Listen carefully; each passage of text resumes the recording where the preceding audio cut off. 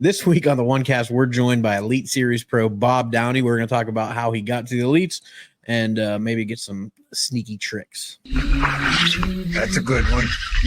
That's a good one. Oh, God, it's a toad, son. It's a toad, dude. Let's go.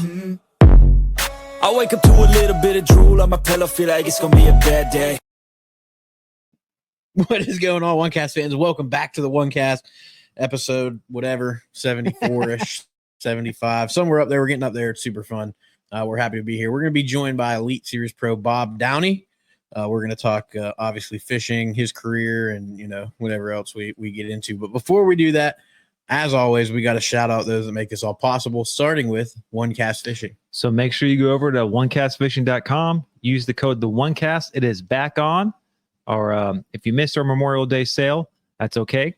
Still use the code TheOneCast, save a few dollars, snack up on the snagless jigs, weedless nets, long neck hooks, soft plastics. And I did get a message today on that Stinger soft plastics. A PB was caught 9-2. There we go. Nice. Yep. That's a solid fish right there. It is. Speaking of solid, head on over to CarolinaWatersNC.com. Use the code TheOneCast. Those guys hook us up with all the UPF gear. They got neck buffs. They got gloves that just came out. They got awesome UPF shirts that protect your skin from those ultraviolet rays. Is that what they are? Yeah. Ultraviolet rays, UV rays. Ultraviolet. Right?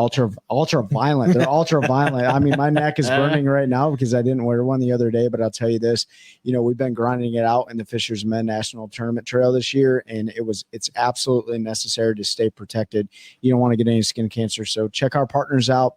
They offer great deals if you use our code TheOneCast at CarolinaWatersNC.com. Yep, and while you're getting that, make sure you protect your eyes. Hobie Eyewear is what we use to protect ours while we're out there on the water. They've got a ton of really, really nice frames. It's stylish if that's your thing. They've got the whole float frame series, which is a lifesaver.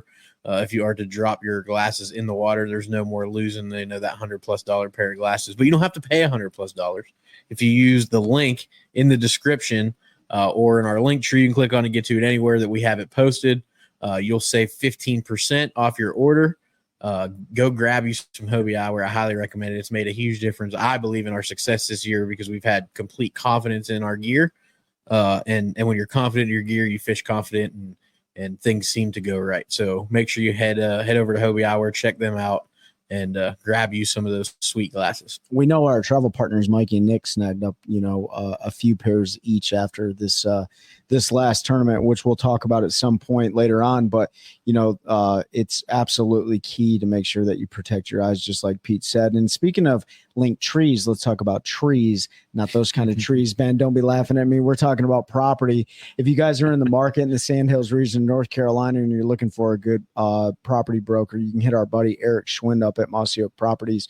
Eric serves the Sandhills region. He's got tons of land, both vacant land and land with residential locations on it.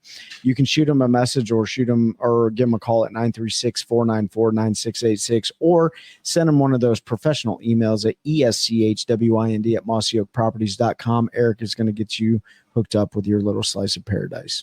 Make sure when you send that, in the title would be the best. Probably you put in there, cat fishing isn't real fishing.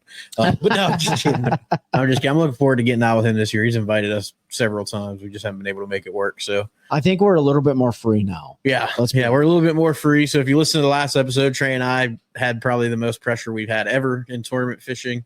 We went into the last points tournament of the season with a 7-point lead for AOI or points champion, whatever you want to call it. With the Fishermen, if you win your division, you get an automatic berth into the national championship.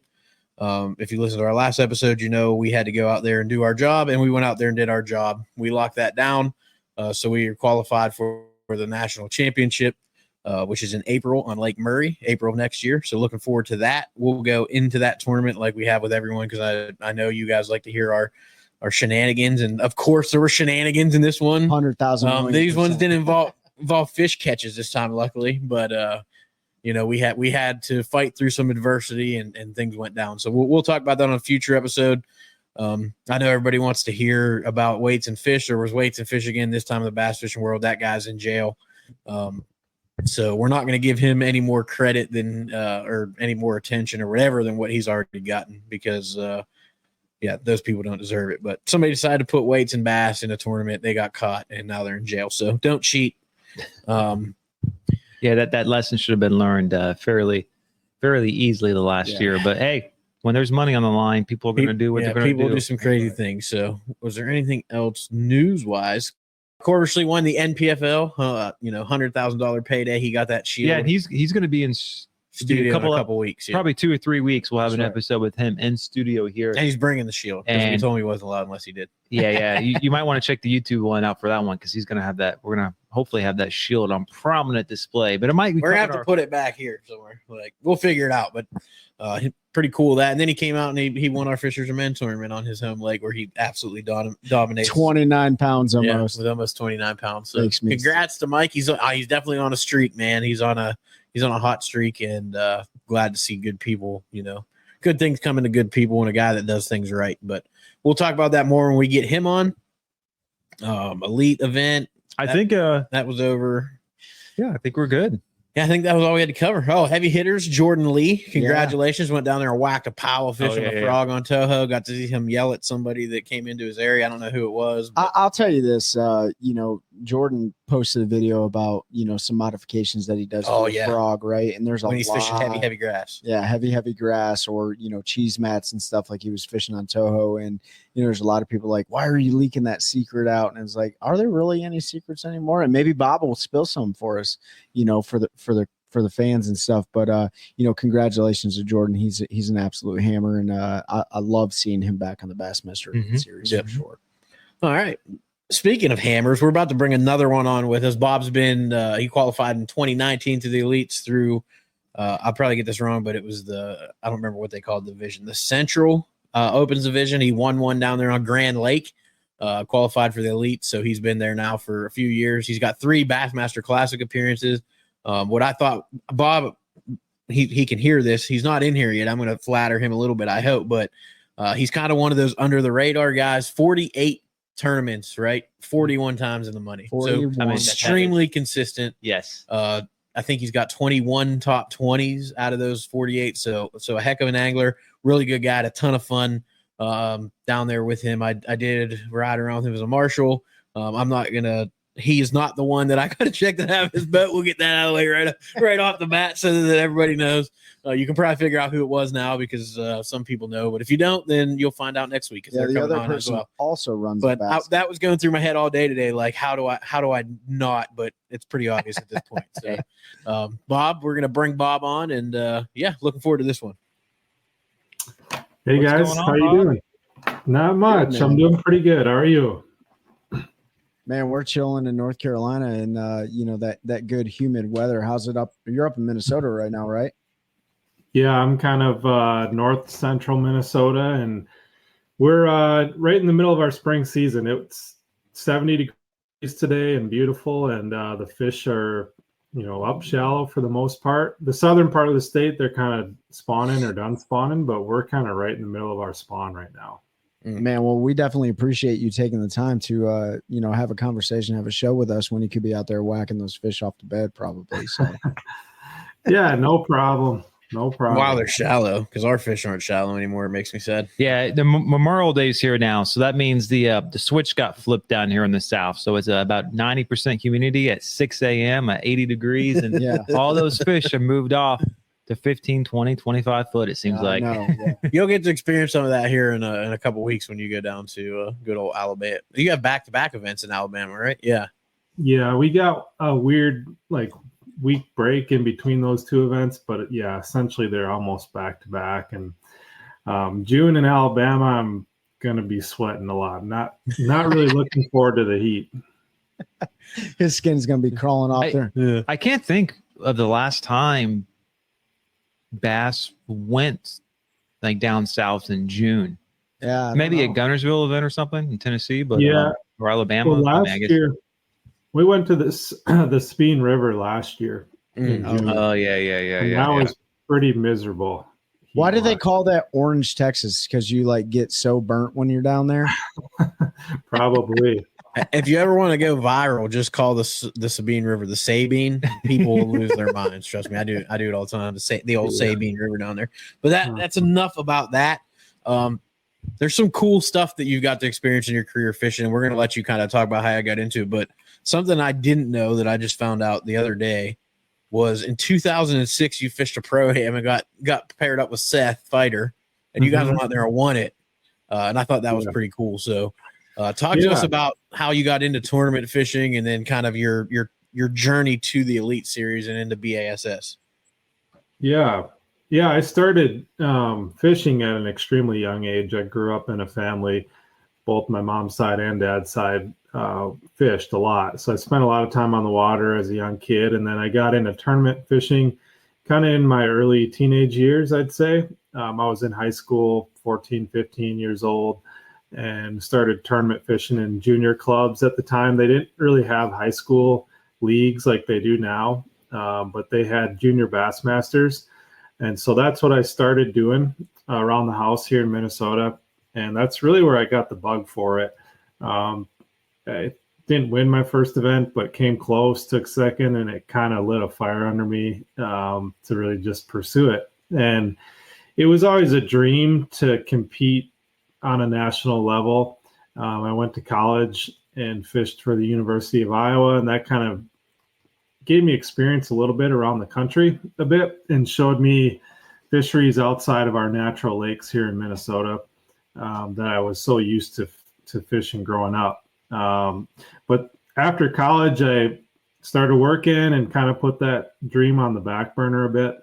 But in 2019, the Opens came to the Mississippi River for one event, and that kind of sparked my interest in wanting to do at least the Mississippi River event and fish that one.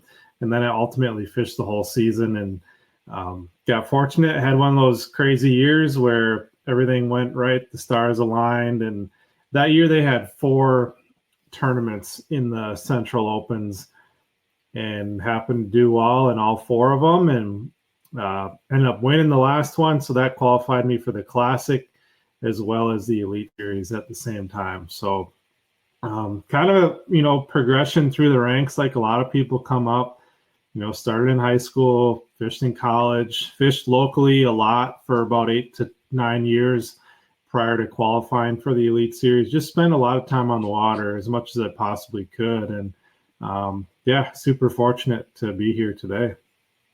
What did they think about the Minnesota Gopher going down there and laying waste in Oklahoma and winning that event? I don't know. I guess the Oklahoma guys probably didn't love it, but I don't know. I fished shallow wood all week in that event, and we do that a lot on the river back home. So I felt really comfortable just flipping willows and buckbrush, and it was a tough bite. It was mid to late September, if I remember right, maybe early to mid September. So super hot. You're getting 5 to 7, 8 bites a day, and but I have a lot of confidence doing that, and I had some good bites in practice, so I kind of just stuck with it and got pretty fortunate that pattern held throughout the event. Yeah, it's crazy, and we talk about all the time in fishing how much. We call it luck, fortunate. Obviously, we, as anglers, we do everything we can to put ourselves in those positions to have that. But man, when it's your time, like you always hear guys finish second, third, they're right there. It's like, it just wasn't my time. Like, how do you cope with that? It just wasn't my time. And when it's your time, like you said, the stars aligned. You jumped into the Opens one year, probably not been done by a lot of people. Just decide, hey, I'm gonna see what this is about and get on one of those runs. But when you're fishing with confidence, right? Yeah, it was definitely one of those unexplainable things, especially the last one at Grand Lake. I fully believe in what you said there, that when it's your time, it's your time. I think I had to finish in the top 3 or 4 in that tournament to make the Elite Series. Wow. So, to go and win it, qualify for the Classic, because that was a win and you're in deal, and then the Elites at the same time. And I had several fish that, if you guys, and I'm sure you've flipped enough shallow wood over the years that that you don't land every one of those fish. Mm-hmm. And I think I lost one fish all week that really mattered. And so there were times where you'd swing on one and they'd be stuck down in that bush, and you just hold pressure and somehow they swam out of there instead of getting off. So there were a few scenarios like that. And I don't really know why it was my time, but feel super fortunate to have the opportunity and to try and continue to make a career out of it, because I don't look at myself as being much better than some of the best local anglers in our area or across the country.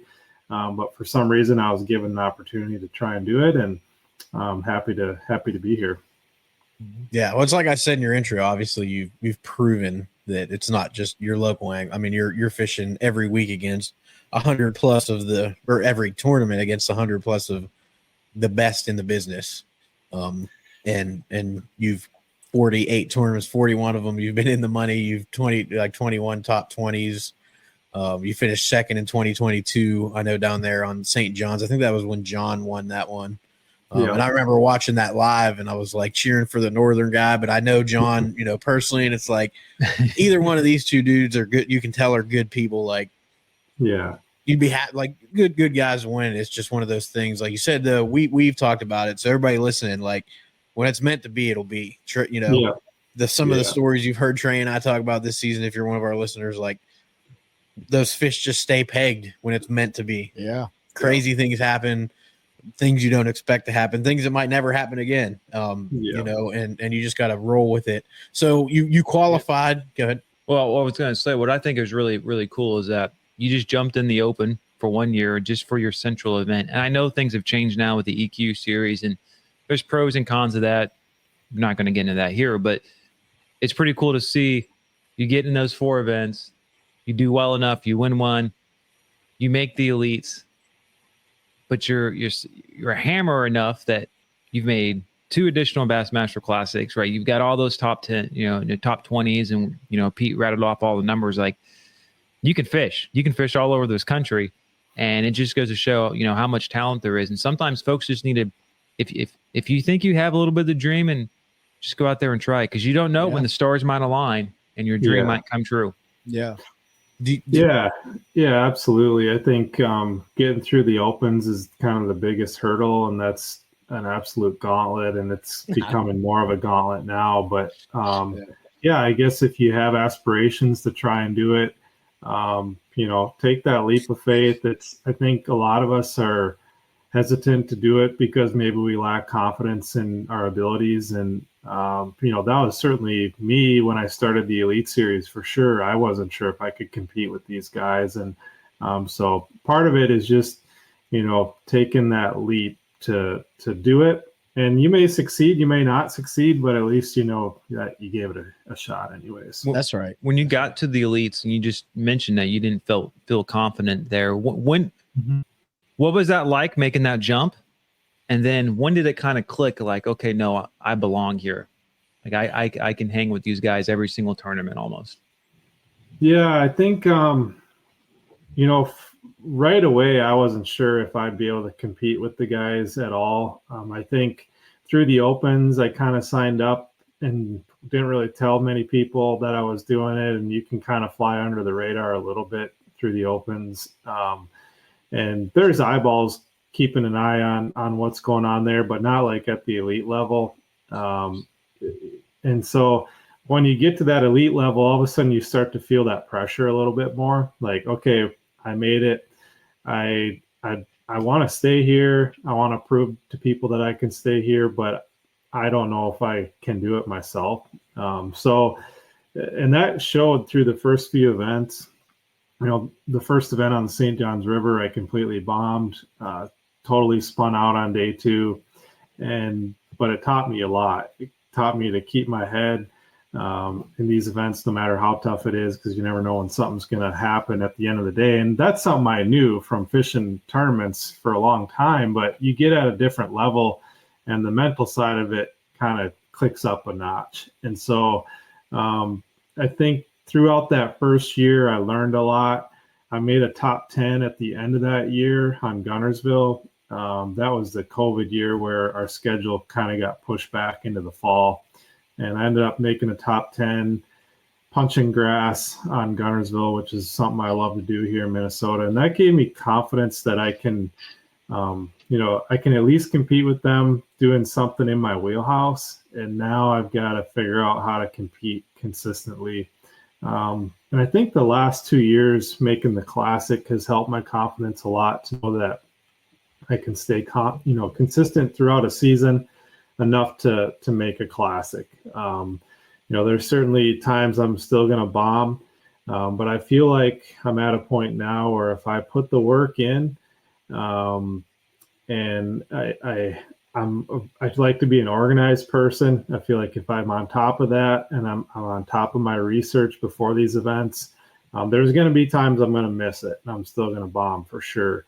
But I feel like I can at least compete, with these guys now on a little bit more consistent basis.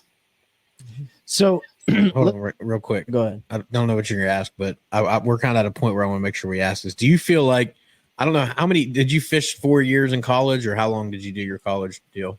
Yeah, all 4 years. Do you feel like that prepared you nationally? Did you feel like you got enough experience outside of just the North? Because I know, we're friends with Destin, who qualified through the Northern Opens and spent a lot of time fishing up there. Heck of an angler, even at the elite, had top tens, all of that. But he struggled when you got to the South, because it's completely.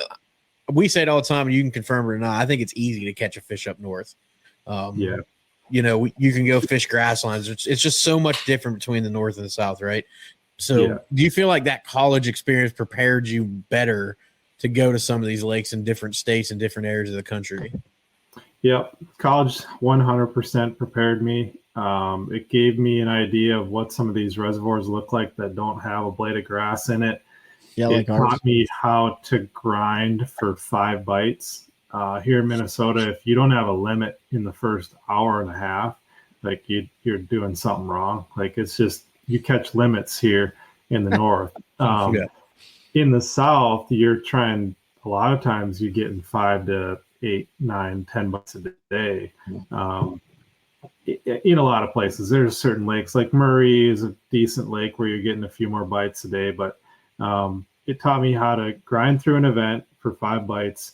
So the mental side of it was a big deal. It taught me how to travel across the country and just be prepared, because there's a lot of things that can go wrong on the road that if you're not prepared for that, it can throw you off mentally for the event before you even get there. So dealing with old bass boats where you're constantly breaking down or you're constantly dealing with trailer issues, it kind of taught me how to work through those things and be better prepared in the future on how to travel. So it helped quite a bit for sure. While we're on the preparation topic, one of the big things that you talk about logistics and then fish in different regions and stuff like that, but let's talk about the social media, the communication, marketing, and sales side of it. When you get into the Elite Series, like in the Opens or any other regional tournaments and stuff, you weigh your fish and you leave. You might say a couple things on stage, whatever. But now that you're in the national spotlight, how prepared were you for sponsors, making obligations for you and social media and all these other things that really do put a lot of pressure on you guys at the national level to say, hey, I need you to put a Sims hat on and a Rapala shirt and do this, right? Like, how prepared was that? So from a fishing industry standpoint and sponsor wise, you could probably say I wasn't prepared at all. But that was partly on purpose. Like I had a full-time job. I was, that's where I made my income prior to fishing the Elite Series.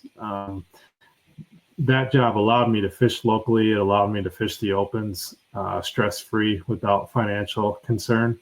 So I didn't put a lot of effort into sponsor relationships prior to qualifying for the Elite Series by choice. Now, when I qualified, I realized that had to become a major part of what I do to make a career out of it. And so then I put a lot of effort into it. You're especially, your rookie year is probably where the most legwork happens in terms of building those relationships, trying to make connections, really doing whatever you have to do to make connections with the companies that you believe in. Hopefully you get to work with them. And I would say my job prior to qualifying for the Elite Series prepared me a lot in making those connections. So I worked in sales. I still do it to a small extent, but I was in contact with small business owners all day, every day in my prior job. So I knew how to talk to companies. I knew how to, put contracts together, negotiate contracts, try and sell our product to them. And so a lot of that prepared me to sell myself to, fishing industry companies. It's just a different product. I was selling something different. Now I'm selling kind of my own value to those companies. So it's a huge deal.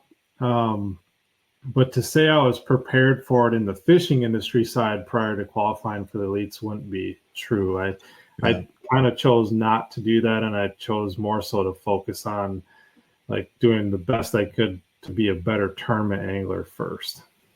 For our high school anglers that are listening to this, and then those getting ready to move on to college, like we talked about it before, like, ECU here in North Carolina, I think NC State has a team. There's teams all over the place. Yeah, they all do, yeah. Is that something I honestly don't know. Is that something that they talk about in college level angling from your understanding is sponsorship relations and things like that?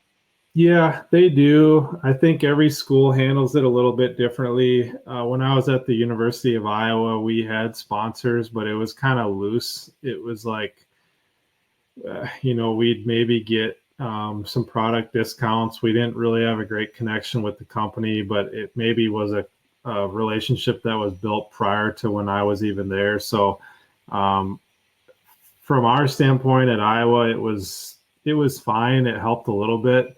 It wasn't like paid contracts necessarily. But I do think there's certain colleges throughout the country that's a big part of what they do. Especially these anglers these days going through those programs. I think they're kind of grooming them to, if they want to be a national touring pro, they're grooming them in all aspects, along with the sponsor side. So, I think it's becoming a bigger deal at the college level. I get the questions a lot from high school anglers. My kind of generic response is always, be sure that if this is what you want to pursue, you got to be able to catch bass and compete, number one. If you can't do that, you don't have a platform to promote sponsors. Right. Yeah. I shouldn't say that. That's kind of changing with social media. There's more and more platforms for non-touring anglers. But, if you want to be a touring angler and make a career at it, you got to be able to catch fish first. And then once you get there, you got to be able to work hard for your sponsors. Yeah. I like how you put that a few minutes ago about selling yourself, because when I think it's great for folks out there to understand that when you're going to businesses, Bob, or any angler, right? You become the product, right? You have to bring value, right? Some type of value to whatever company you're seeking that sponsorship or support from, and so you really got to sell yourself. And right, catching fish is obviously like the baseline, right? But it's all the other stuff of, and how are you going to bring value to that company? And of course, of negotiations, right? All that stuff is, fungible or negotiable, really, but situational, situational, however you want to say it. But like you as the angler have to become the product in that scenario.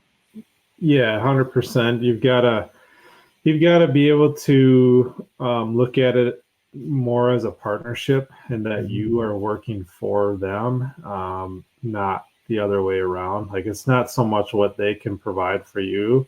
It's what you can do for them is what you should be most concerned about. And then the other stuff will hopefully fall into place over time. But yeah, you've got to work hard for them. You're essentially, you're a paid employee of those companies that you're working for. And, if you don't do a good job at any other company, you're not going to get paid or you're going to get fired. So you can't just be lazy and expect that they're just going to pay you and you sit around and do nothing. So there's a lot that goes into it. There's way more than maybe most people realize from the outside looking in, but it's for me, I really enjoy it. Like half of today I was out on the water filming with a company that has an online product, and we're just shooting a bunch of content. And for me, that it's work, but it's fun work for me. They're like, Bob, go catch some fish. Yeah. So before, because I definitely want to talk some fishing stuff, but the last thing I want to ask is, as the industry has grown significantly with high school fishing and college fishing, and now the EQs is basically like a miniature version of the Elite Series and the Toyota Series, and the Invitationals and the MPFL and all this stuff.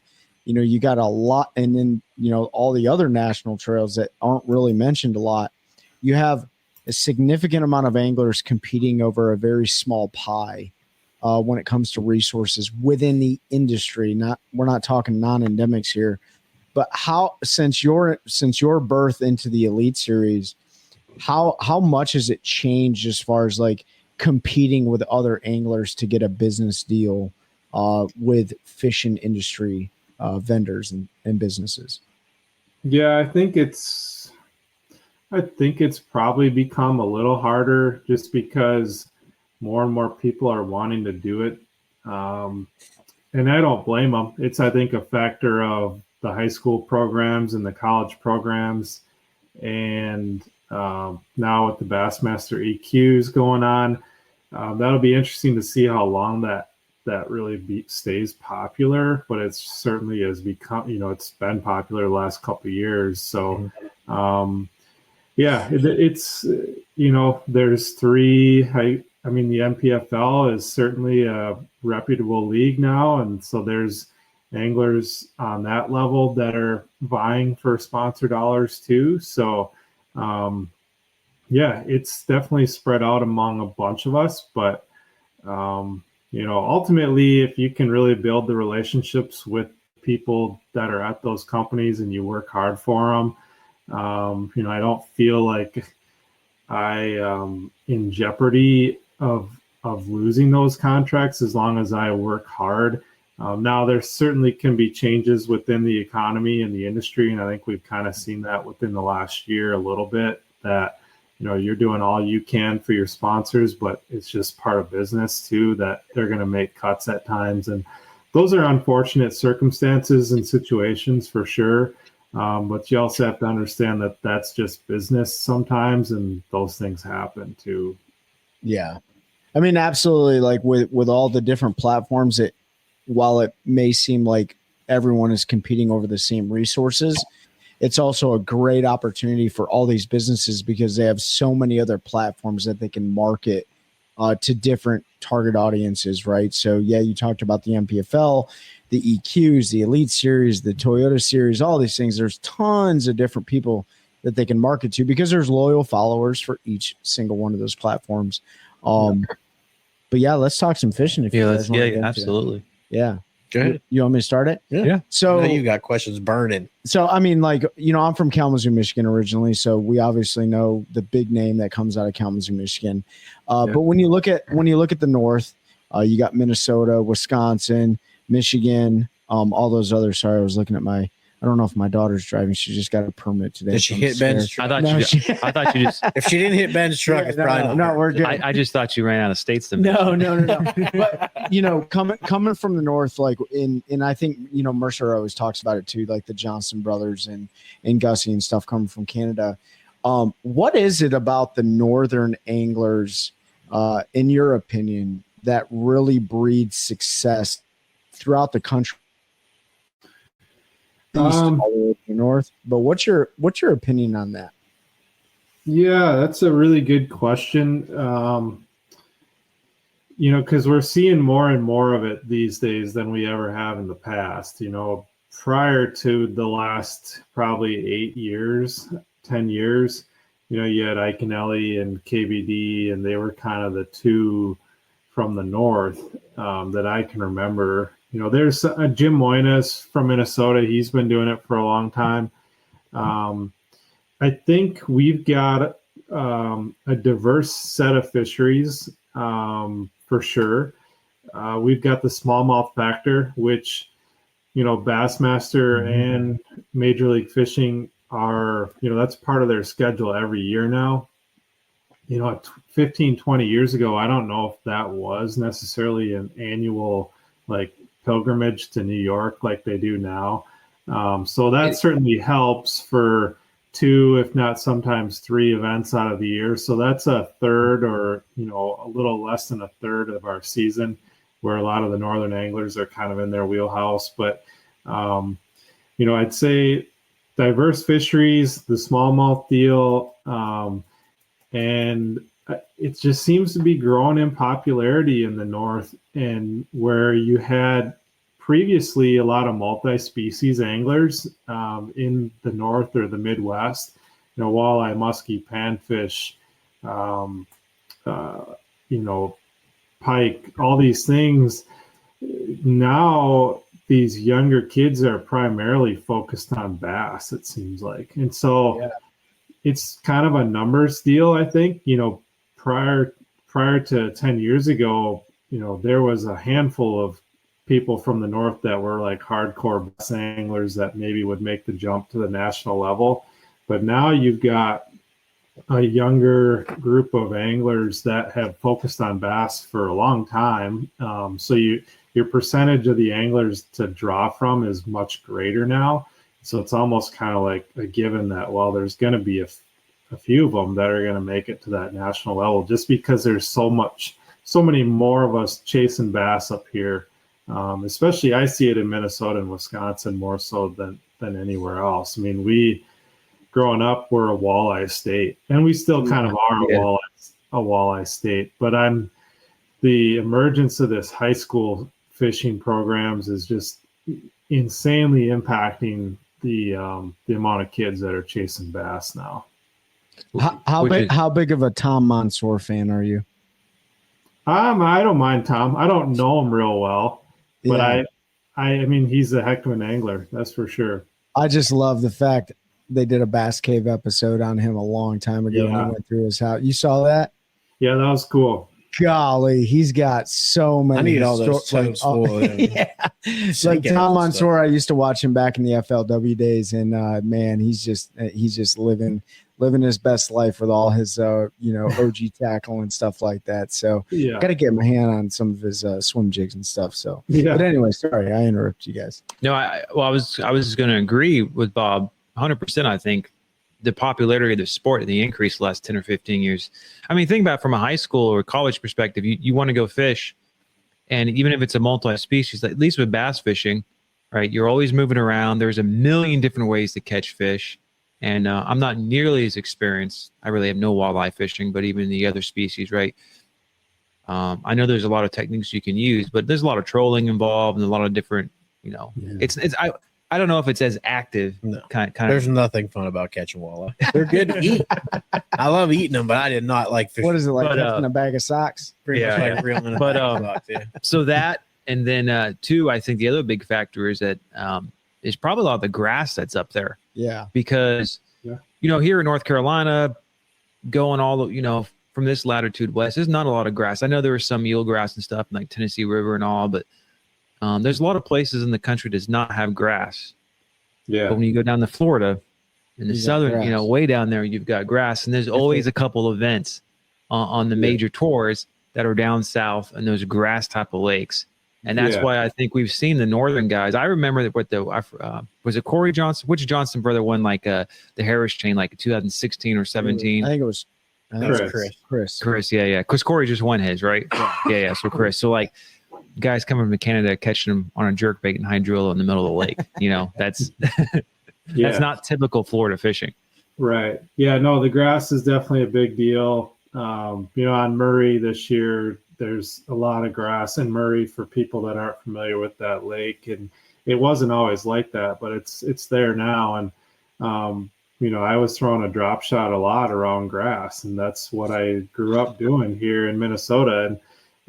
most people are chasing herring eating fish, and I was throwing a drop shot around grass, and I felt really comfortable doing it. One other thing I forgot to mention is just our quality of fisheries up here. We're able to dial in a technique pretty quick up here. Like if you've never thrown a drop shot and you don't have any confidence in it, you can go to most of our lakes throughout the state, and within a couple days, you're going to figure out what hook you need to be using, what line you need to be using, what rod, how to set the hook on those fish, how to land them, how to be the most efficient with your weight sizes. And you can really dial in techniques, I would argue, faster here than maybe most places around the country, because you're getting a lot of feedback. You're getting a lot of bites. You can torture test your equipment to the point where the best hook, the best line, the best rod for that technique. And I think that plays a big role here too. Yeah, it's hard to go like 5 bites a day on lakes and be like, am I doing something right or wrong when I'm getting so few? I do like that you mentioned the drop shot in Murray, because years ago I had a little club classic tournament down there. It was on Murray. Now the grass is not like it is now. It was about 4 inches tall, but I ended up placing in that tournament by ripping a drop shot through that 4 inches of grass and managed to get enough keepers that way to catch it, to cash a check for the classic. But the grass now is just exploded because it was not like that then. But there's a ton of grass. Well, we're going to need to pick Bob's brain on that stuff because we got a national championship. We don't have an information room, so you're welcome. but coming down, you learned a lot. You're able to, and I really like that term that you coined, and Bob coined that term, torture test your equipment. But let's talk about your learning experience too, because we do a lot of things differently in the South, or maybe they just do some things that you weren't used to. What are some of the biggest things that you've learned technique wise that you've put in your arsenal now to make you more successful on the leads? Or is there anything that you've had to learn? Yeah, I think just throwing a lot more winding baits in the South, like crankbait, spinner baits, buzzbait, chatterbait, and those are extremely effective down south. We catch them on them up here in the Midwest, but we've got so many pike in most of our lakes that you're dealing with a lot of pike when you're throwing those reaction style baits. So we grew up fishing slower. Like I said, a drop shot, a Texas rig on a grass line. You might be punching pads or throwing a frog up in pads, but you throw a crankbait around a grass line, unless you're really dialed into a school of bass, you're going to catch a pile of pike each day. And so we just don't do it as much. And I don't know if part of that is because we don't have shad in our lakes. We have shad on the Mississippi River, and so you can do it there effectively. But there's shad in a lot of these southern bodies of water, and I think the bass are just more accustomed to eating winding baits. And what's nice is when you get a bite on a chatterbait on Gunnersville, it's a bass, it's not a pike. And so I would say getting more confidence and being a little more efficient with crankbaits and chatterbait and those in a spinnerbait. Like I said, we catch them on those up here, but it's not like my go-to. If I'm in a tournament, a lot of times I'm, soaking a Texas rig on a grass line in the summertime, or I might be dragging a Carolina rig on a rock pile, and you might throw a deep diving crankbait on the rock pile. But so just maybe moving faster, covering more water, and just learning to be a little bit more efficient with those techniques. Maybe that's the key to the northern success throughout the country, though, is we always talk about, like, if you think you're going slow, you're probably not going slow enough, right? Put your hand in your pocket, eat a sandwich, and soak that drop shot, soak that wacky worm, whatever the case may be. And maybe that's part of the key, right? Is like you got to fish slow because you're not trying to catch a bunch of 45-inch northern pike. So you're soaking that drop shot as long as you can for some smallies or largemouth. Maybe that's it. Maybe we just unlocked northern success. Well, I'm from the north. I do Maybe. not fish slow. Good He at does. all.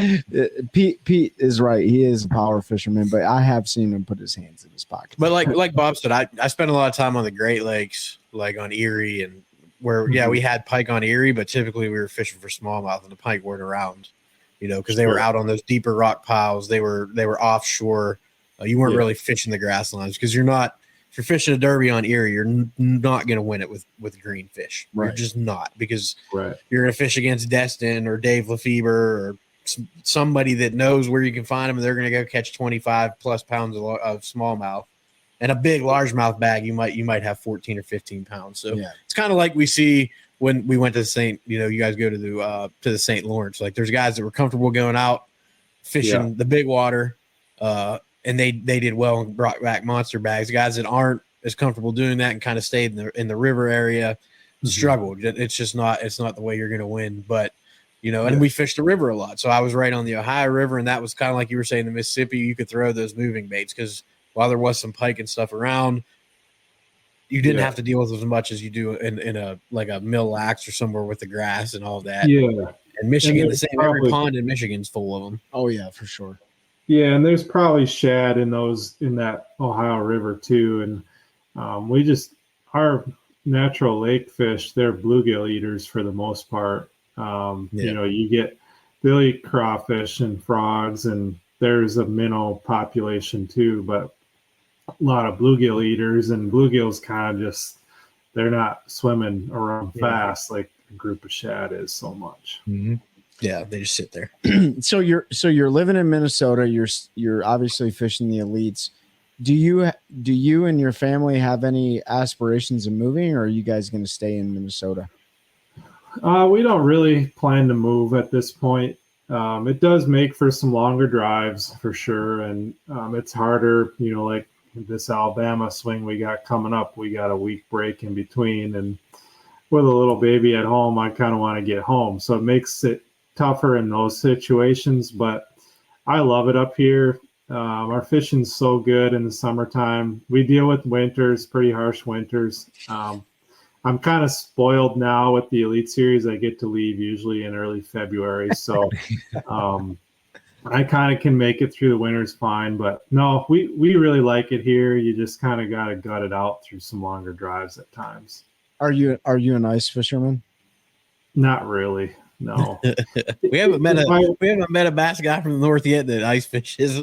Yeah, a little bit. If I have, if I wasn't fishing the Elite Series, I probably would do it more. But I stay pretty busy through the winter, and I like to hunt in the fall up until the end of the year. So I would say with shows and everything, you stay pretty on the road. We know how that show season grind goes from end of November through when the season kicks off and kind of end of February. You're gone traveling to shows. Like you said, you got to work for those folks that are paying the bill for you and providing you with some income. So, you do miss out on the winter a little bit, which I'm sure, like you said, you're super disappointed in. But shucks, Minnesota winters. So I want to talk about let's talk law of recency. So you just got done, hammering the fish on Lake Murray, which is a very unique fishery, right? Blueback herring lake, largemouth only, I believe, right? Yeah, no spots yet. Minus some carp probably or whatever, catfish and stuff like that. But talk to us about your experience on blueback herring lakes. And, Pete was talking about, he wasn't spilling the juice, but he was talking about some unique things that, guys do on the Elite Series on a blueback herring lake like Lake Murray. Talk to us about your method on tackling a blueback herring lake this time of year. Yeah, so for me, I have very little experience doing it. That's kind of one reason I've fished a drop shot a lot. But what I have learned is, the obvious looking spots is typically where those fish are actually living. So it's not anything that's like super secret or sneaky. A lot of it's the shallow, long tapering points. They're there. Those fish are living there. They get a lot of pressure now on Murray. So there's certain baits you can throw that are maybe a little sneakier. Nothing that probably is too surprising, little minnow baits. Obviously the fluke the top water deal is a thing, especially if you know where they're sitting on those points. A wacky rig is actually a really, really good bait down there on those areas. But, for me, it's a matter of moving around quite a bit. I think there are certain areas like, you might find a point like Lee Livesey found, and you might just sit there the whole tournament. But that's not the case across the entire lake. There's maybe a half dozen points on the lake at a given time where you can just sit there all day long. So for me, it was a matter of covering a bunch of water kind of first thing in the morning. But I really did most of my damage with a drop shot in the afternoon in terms of my really bumping up my weight. But yeah, shallow, long tapering points, your typical minnow, shad style lures, and it's kind of like smallmouth fishing a little bit. Keep moving until you run into them. There's fish biting somewhere, and if you come across the right point at the right time, you can get healthy in a hurry. And so it's really a matter of just continuing to cover a bunch of water until that happens. What have you found as your most on a blueback herring lake like that? What is the most successful top water bait that you can throw?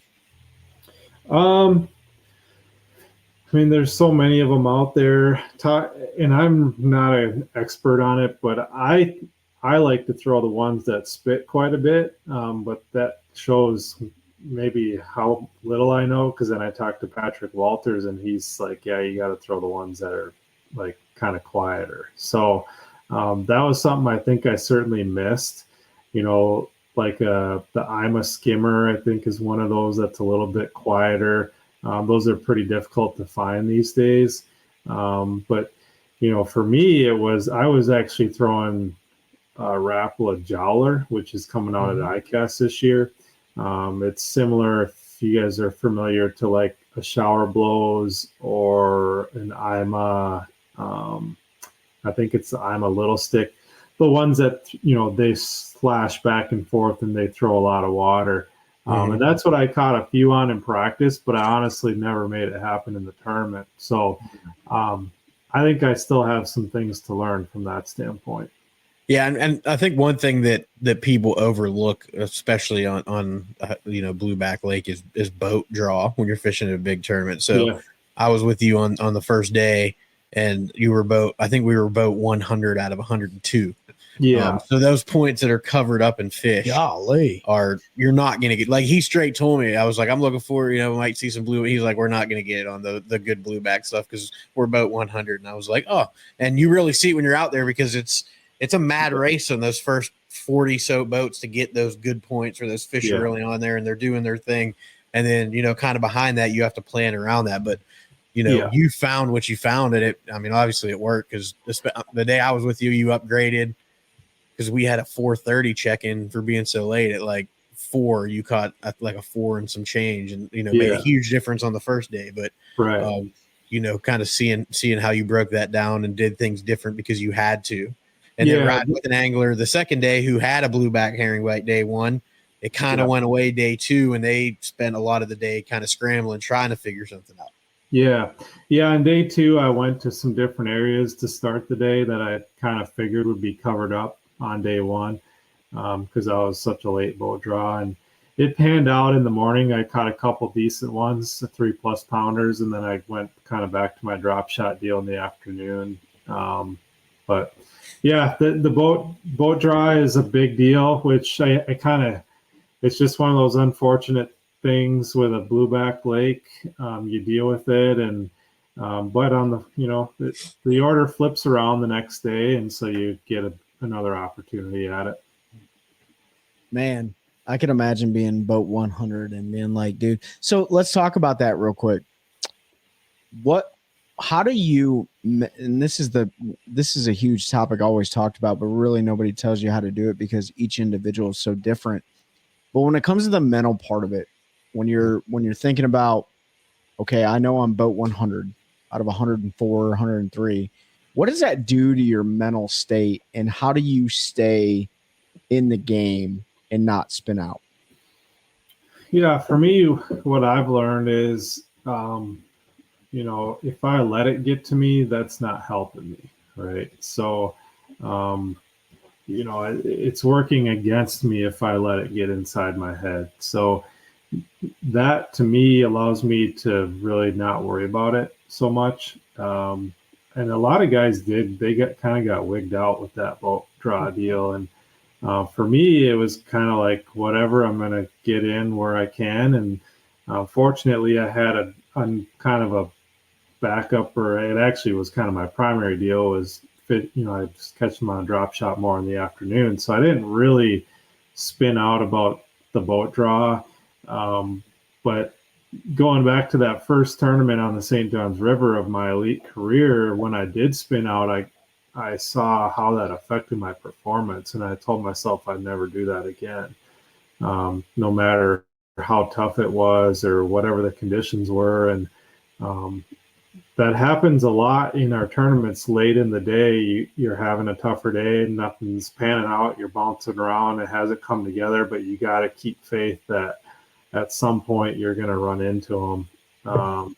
And it's kind of like that with the boat draw. At some point throughout the day, even though you're boat 100, if you keep your head in it and you keep moving, chances are good at some point you're going to run into them. And like Pete was saying, I caught a 4 3/4 at whatever it was, 3:30, 4 o'clock. And, Wow.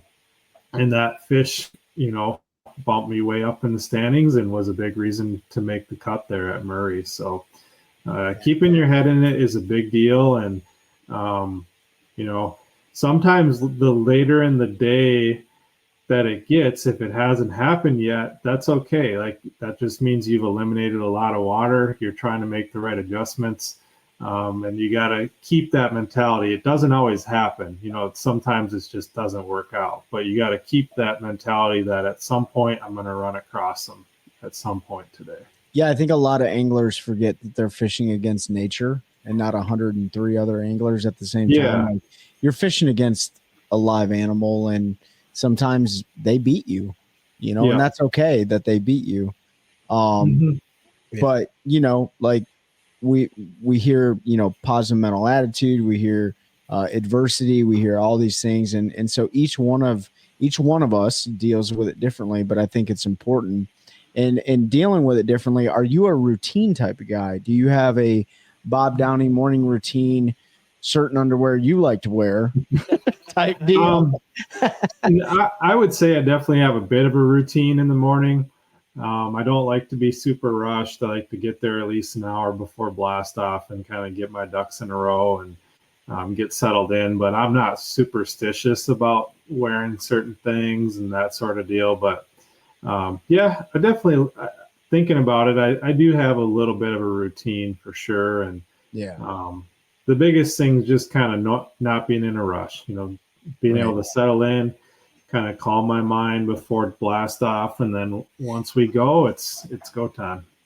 Are you a go to bed at 8 o'clock type guy, or are you one of those that likes to burn the town down? No, I mean, I'd love to get to bed at 8 o'clock, but I never do. It's usually more like 9:30, 10:30 sort of deal. Yeah.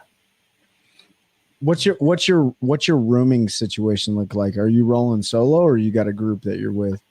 I camp in a truck camper, so I roll solo, and there's usually 10, 15 of us at a campground. There's other people that camp as well on tour. So that's what I like to do.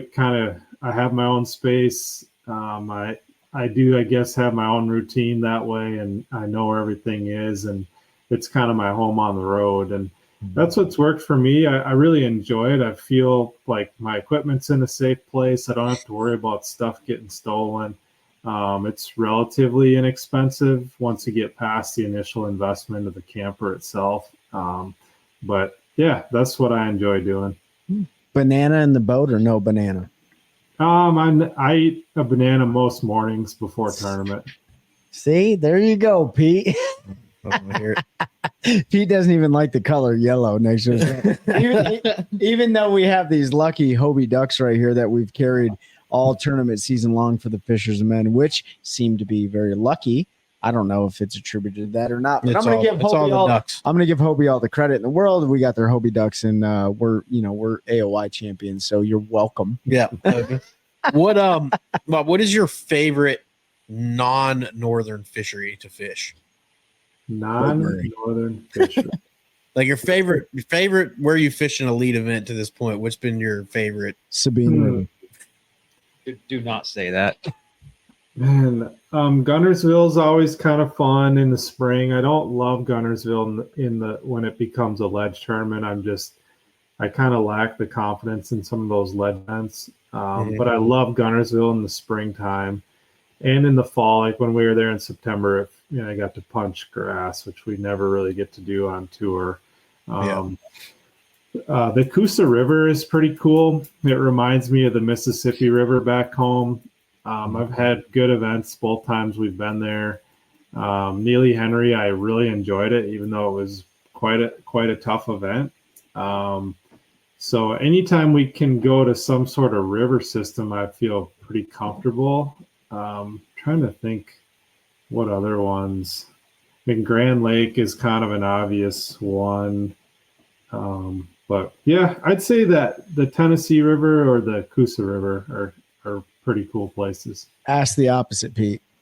What is your least favorite body of water? Least favorite fish that you have fished so far in the elites? I already know the answer. Not that the host community was bad. Let's get that out there. Like everybody that hosts BASS and all the major national tournament trails, they do a phenomenal job. Not the best, most fun fishery in the world. Yeah. This may come as a surprise, but I really don't love the St. Johns River, even though I've almost won there.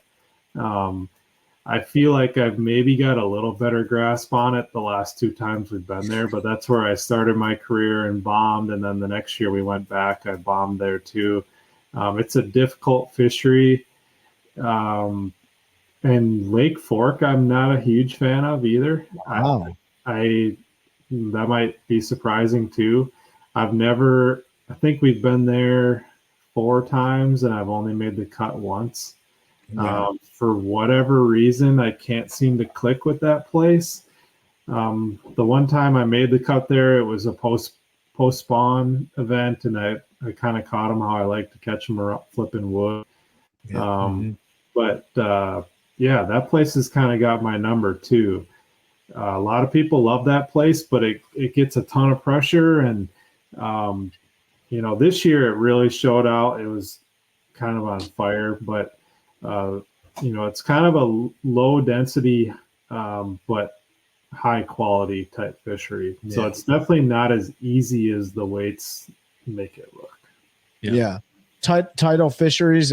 St. John's is a tidal fishery, correct? St. John's is tidal. The Sabine River is tidal. I think those are my only 2 tidal river experiences. I haven't, for whatever reason, I haven't fished any of the ones on the East Coast yet.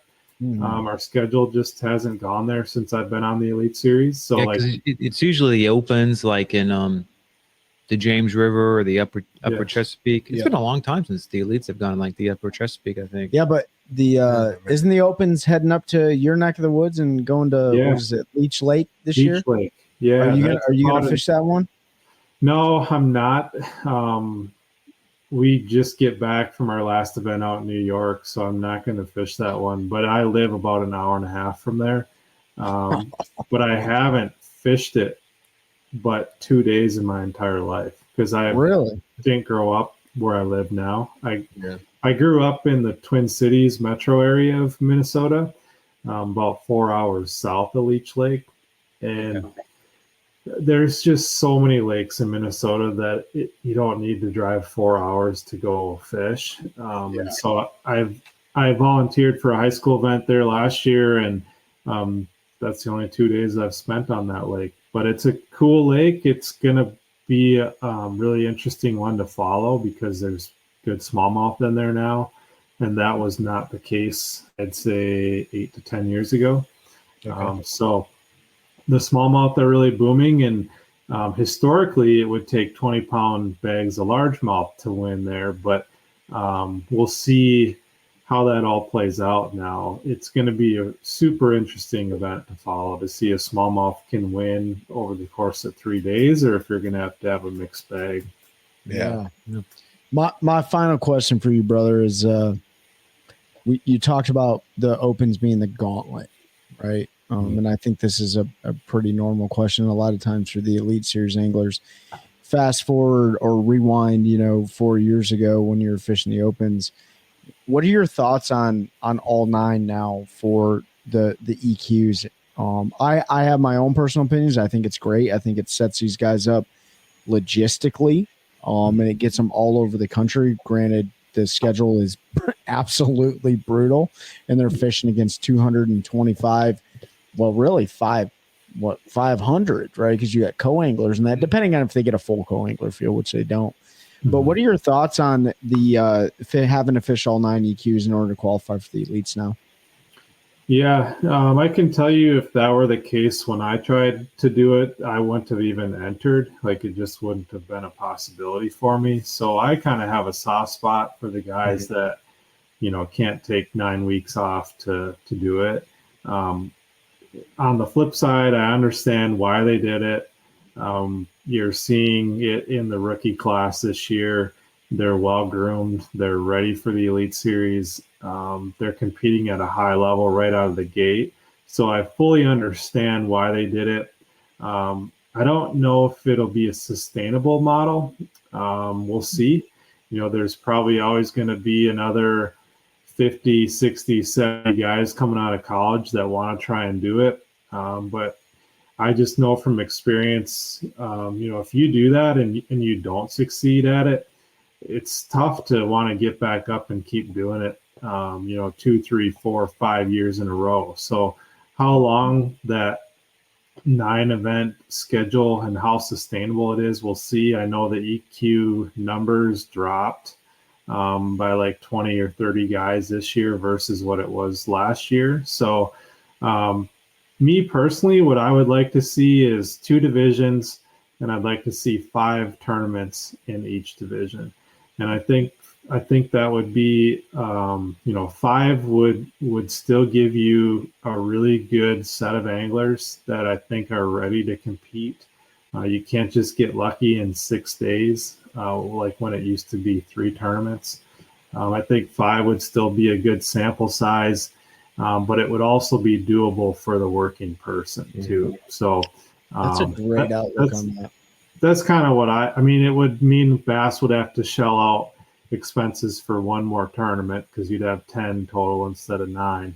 But that's what I think would be a happy medium, and it would allow guys that are, maybe in their upper 20s or 30, they're maybe have a family, but they still want to take a shot at doing it. And that's that was me.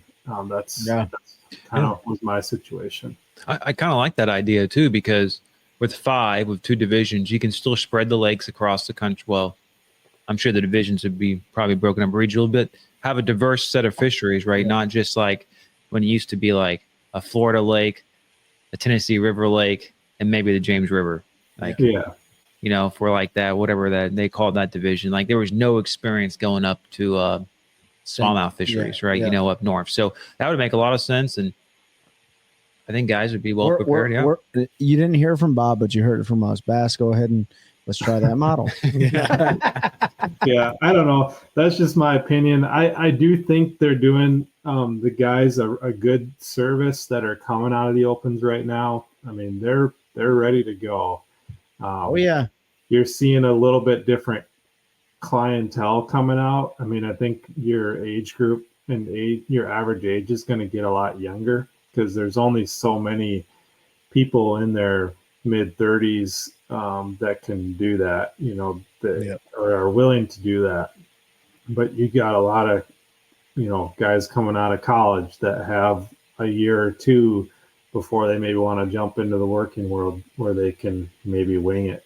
And see that's the thing. Like when you're young, you're willing to take those risks. You're willing to grind it out. You're willing to, you don't have a family yet, probably. And you don't know what you don't know. Yeah. And by the time you're in your, mid 30s, early 40s, you got to be career wise in a position where you can go off and take the time off and spend away from your family. And so it's I just want to mop younger the man's floors. Is there a job opening for mopping the floor? I've got one more question, but Ben, do you have anything? No, I've asked all mine. Yeah. My last question is an easy and fun one, and then we'll give you a chance to shout out your socials, all your sponsors that make it possible for you to be able to chase that dream and continue to do it. The OneCast. But the one question I have is, if you could go out on a tournament day and tell the fish what to bite, what technique are you throwing? Beetle spin. It'd be a toss-up between throwing a frog or punching grass mats. Probably. Oh, that's perfect. Yeah, that's good. I mean, that's good. Probably punching. That's just I just love doing that. It's close quarter combat, and no, you don't need electronics, and it's just fishing how I grew up fishing, and I just love doing that. CQC, little close quarter combat. I like that terminology. There's just something about him smoking a frog. It's I mean, CQB, close quarter bassin. Well, yeah, close quarter bassin. That's funny. I actually, back in the day when I was trying to get into social media, I was like, hey, babe, my wife, obviously, can you create me a logo that says CQB, close quarter bassin? It was so lame, but close quarter combat, I like that term. And I do have another question for you. I do this every episode. Every episode. So you're welcome again. What is your least favorite bait to throw and why? Is it the wacky worm? No. I actually don't hate the wacky worm. I think it's an incredibly effective bait at times. Least favorite.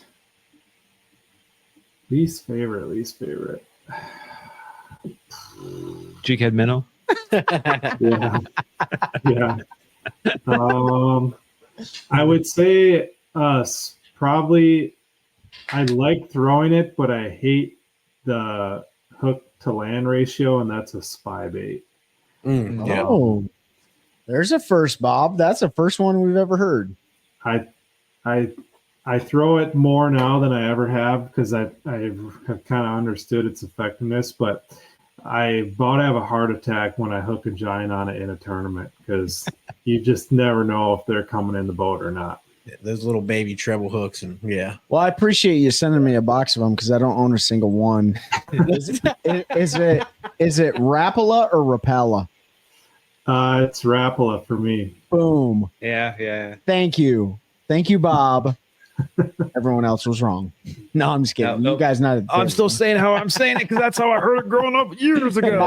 My dad was when he was around, he would throw the Rapala. He would say, I don't remember what the actual nomenclature was, but it was the floating jerk bait. Because Rapala floating minnow. Yeah, we fished it in Michigan, and then he moved up to Cambria, Wisconsin. He would just twitch that thing on the top of the water. He tried coming down here in North Carolina, and he got burned hard because I was like, I ain't gonna eat that right now, dude. Yeah. You're gonna have to throw a wacky worm. So, Bob, we're a little over an hour. I know you've got a young family. You're probably trying to spend time and get as much sleep as you can with a fairly newborn at home. Soak it up. So why don't you take the next couple minutes to, let everybody know where they can follow you on socials. We will also link those down below for everybody that's listening and watching. I think you have like a Beat Bob tournament going on right now with one of your sponsors. You can plug that if you want. And then obviously the companies that support you, that you're partnered with, that let you do this for a living. Yeah, I'm trying to stay active on Instagram and Facebook. Facebook is Bob Downey Fishing, and then Instagram is just my name, Bob Downey, with an underscore at the end of it. And then, like Pete said, there's a virtual tournament going on starting here in a couple days. It'll go June 1st through August 31st, so it's quite long, 3 months long. All Terrain Tackle is jig company. They're actually my longest standing sponsor. I've started working with them back in high school. So it's cool to still be working with them, and they're putting out a virtual tournament there's several categories on how to win. You can go to their social media and kind of see all the different categories. The main one is your longest 3 fish throughout that 3-month period. So long time to stack up your 3 longest ones. Anyone in North America can compete. And the grand prize is you got to beat me. If your 3 biggest are bigger than mine, you get put into a drawing for a day on the lake with me, plus some all-terrain tackle prizes. So check it out. It starts here in a couple days. What lake does that recipient get to fish with you on? Yet to be determined. We'll have to figure that like out. It is.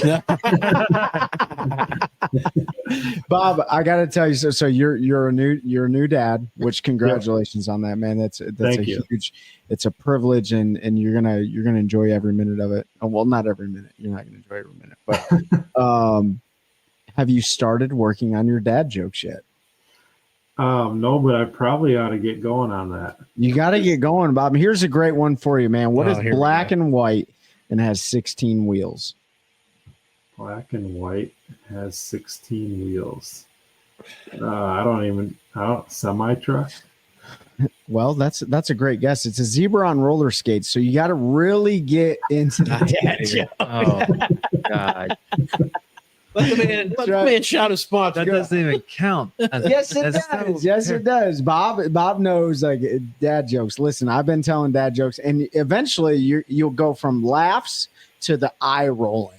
Yeah. Right? You didn't even get laughs this time. You I just walk out of the room when it starts. You know what? These guys they have no context behind it, so it's fine. But anyways, I don't want to interrupt your sponsor shout out. I just had to throw that out there. Yeah, no, I'm just appreciative of all the companies that I've worked with. I won't sit and name them all, but I'm just very thankful for the relationships, and they took a chance on me right away after qualifying through the opens when I had, zero experience on a national level. And it's just been really cool to kind of build those relationships with them. Most everyone that I started working with 5 years ago, I'm still working with today. So I appreciate them taking a chance on me, and I look forward to continuing to work with them here in the future. That's awesome. I love it. Well, Bob, stay on the line real quick because we're going to close this bad boy out. Yeah, we're gonna do a little outro and then just hang out for a minute, and we'll catch up real quick offline, and then we'll let you go back about your business. So, Yeah. Sounds good. folks at home, we appreciate you listening.